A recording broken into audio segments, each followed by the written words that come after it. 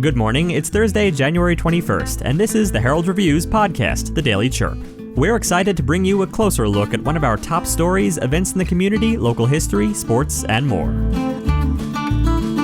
Today, in just 3 days, the first phase of all eligible personnel at Fort Huachuca who wanted to receive the Moderna vaccine got their shot. But first, a quick message from our sponsor.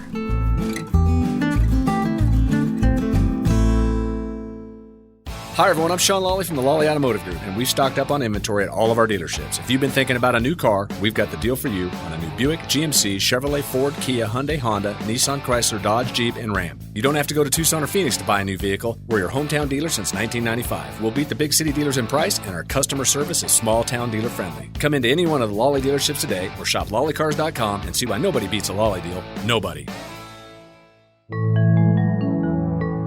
Before we begin, some local history. Bisbee was founded as a copper, gold, and silver mining town in 1880 and named in honor of Judge Bisbee, one of the financial backers of the adjacent Copper Queen mine. Today's history is brought to you by Benson Hospital. Benson Hospital's comprehensive rehabilitation team strives to get you back on your feet and improve your lifestyle, offering physical, occupational, and speech therapy. For more information, visit bensonhospital.org or call 520-586-2262.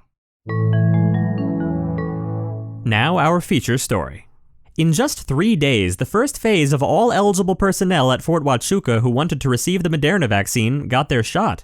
The Army cannot reveal how many individuals were inoculated, but the people who fell under Phase 1 at the installation included healthcare providers, healthcare support workers, and emergency and safety personnel. Of course, Brigadier General Tony Hale, the commander of Fort Huachuca, received his shot on Tuesday, as did other top brass. Getting the vaccine was not mandatory at the installation, but both Lieutenant Colonel Wendy Gray, who is also a nurse practitioner, and Hale are concerned with the declination rate on post, which was about 50%.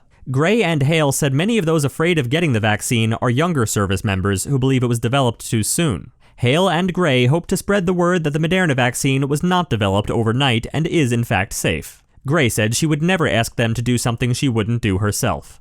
Along those lines, Fort Huachuca's Facebook page has a handful of videos with testimonials from various top soldiers at the installation about getting the vaccine. The general, like others who have been inoculated, said his only side effect was a sore arm. He wants to help dispel the fears of those who are doubtful about getting inoculated. It's not yet clear when the vaccine will be administered for the group that qualifies under Phase 2 at the installation, but Gray said she and her staff will begin preparing. As we graduate to further phases, we will inform everyone via the RBAC Facebook page and the RBAC website on how it will be rolled out. We truly appreciate your patience as we navigate this. By the time all 3 phases are said and done, about 40,000 or more vaccines have been given out at Fort Huachuca. According to Hale, that includes the military, their dependents, civilians, and retirees who have benefits through Raymond W. Bliss.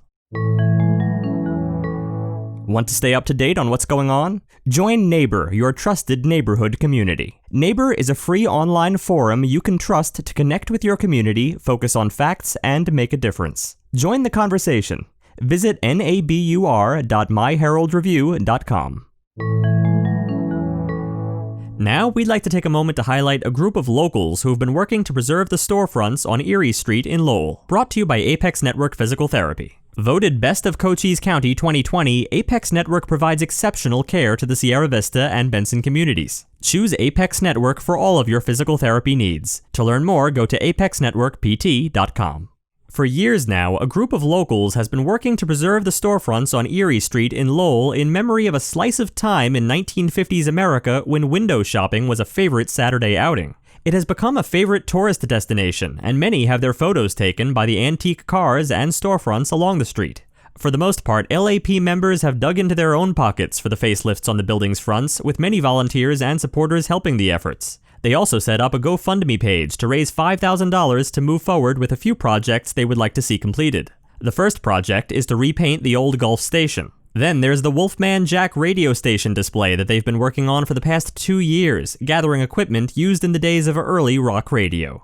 Soon, the LAP will be a non-profit, which will enable it to seek grants, but in the meantime, they hope people will show their support and donate to the cause. Next, a quick announcement brought to you by our sponsors, Sulphur Springs Valley Electric Cooperative. You are probably spending a lot more quality time at home these days, keeping you and your family safe.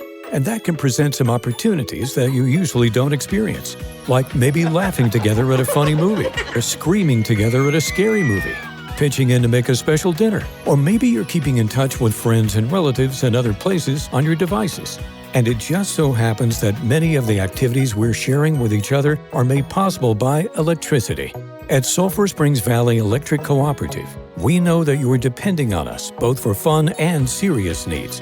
And we want you to know that we're here for you day and night, sunshine or storm, easygoing times or trying times like now, making sure you're getting the power that you need every day to meet your needs. For over 85 years, through all kinds of tough times, we've been there for our members. And even though you may not see us, we're here for you now. Sulphur Springs Valley Electric Cooperative, owned by those we serve. The Public Works Department and the Bisbee Police Department will be looking into relieving some of the parking problems on OK Street in response to a petition signed by 14 residents. The petition requested that the city increase parking spots at the top of the hill just north of 135 OK Street, as homes are being bought and others are up for sale. They argue that the influx of new residents will require more parking. Finally, today we're remembering the life of James Kenneth Ramsey, a lifetime son of Arizona. He was born in Snowflake and grew up in Phoenix with his 3 sisters. There, he attended South Mountain High School. In August 1959, he boarded a plane to Brazil to serve as a missionary for the Church of Jesus Christ of Latter-day Saints. Upon his return, James married Sharon Diane Perry and had 5 children. During the Cold War, James enlisted and reported to the Army Language School at Fort Ord, Monterey, California, where he learned Russian and was stationed in Germany. Upon his return and honorable discharge, he earned his bachelor's and master's degree in education and Spanish from Arizona State University. Later, he began teaching at Bowie, Arizona, and St. David, Arizona high schools. James then transferred to Buena High School in Sierra Vista, Arizona, as a Spanish instructor, where he held a multitude of roles in education, athletics, and the community. Coach Ramsey led many Buena boys and girls team sports, some of which being track, football, basketball, as well as managing the city pool and associated lifeguard programs. Some of his favorite memories were leading the Buena Spanish Club immersion trips to Mexico. James married Marcia in 2014 and spent his last years loving his children, grandchildren, and cultivating his backyard paradise and birds. He was a loving husband, father, and grandpa, and will be missed. Thank you for taking a moment today to remember and celebrate his life.